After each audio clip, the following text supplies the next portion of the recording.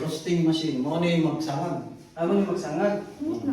Mo ni magsangag, mo ni magpulbos. Ay, kini. Mo ni magpulbos. Ang naghatag ani si Cynthia Villar. Ay, kini. Oh, asa ning building.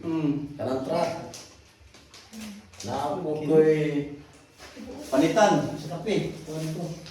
Dito na palitanan. Na ako'y panitanan dito. Tapos yung ugas na daan, no? Ugas sa isa daan, bago panitan.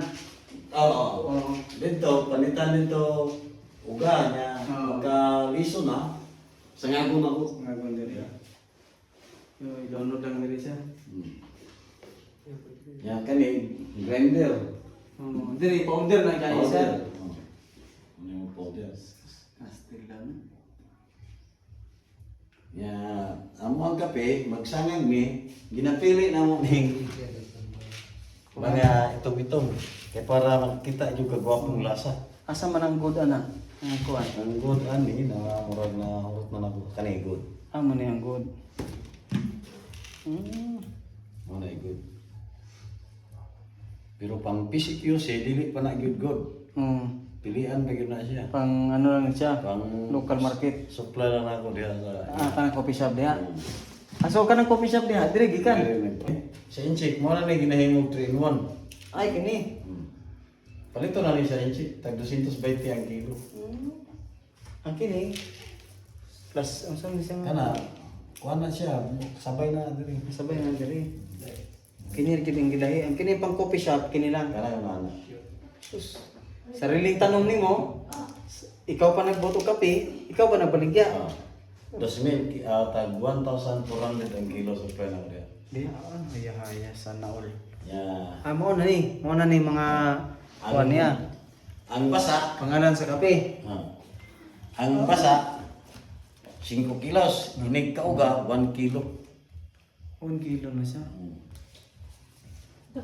Ay no, pwede kita ito maka-production no. Kani, So, sinangag na. ay mo na ni, sinangag na. Sinangag. Wala ni gi-powder kay kasagaran ng palit sa mga diri na sila blender. Na sila sariling. Salaan. Na sila kung nang murag ka na galing Coffee maker. coffee maker. So, dire Sila. sila na ang farmers na mismo ang nagtanom, sila nag-process o karon sila na pud ang naga-production. Kani Ano na ni ang produkto silang kape. Ang mga kuan sinangag na. So kung ma-develop lang yun o masuportahan lang yun ang mga mag-uuma nga sila na mismo ang mag-produce sa ilang mga harvest nga sobra, so dili masayang ang ato ang mga tanong pareha sa ato ang mga gitanong karon sa kamatis. Kung nalang gyud tay mga food terminal o nalang gyud tay paano nato i-process ang ato mga harvest, dili masayang ang pagpananom sa ato mga mag-uuma. Pareha sa gibuhat nila ni Sir Peter sa ilahang kape nga sila na mismo ang nag-package, sila na nagtanom, nag-harvest, sila na po nagsangag og kini mo na ning nahitabo karon na sa ilang mga pananom mo na niyang produkto.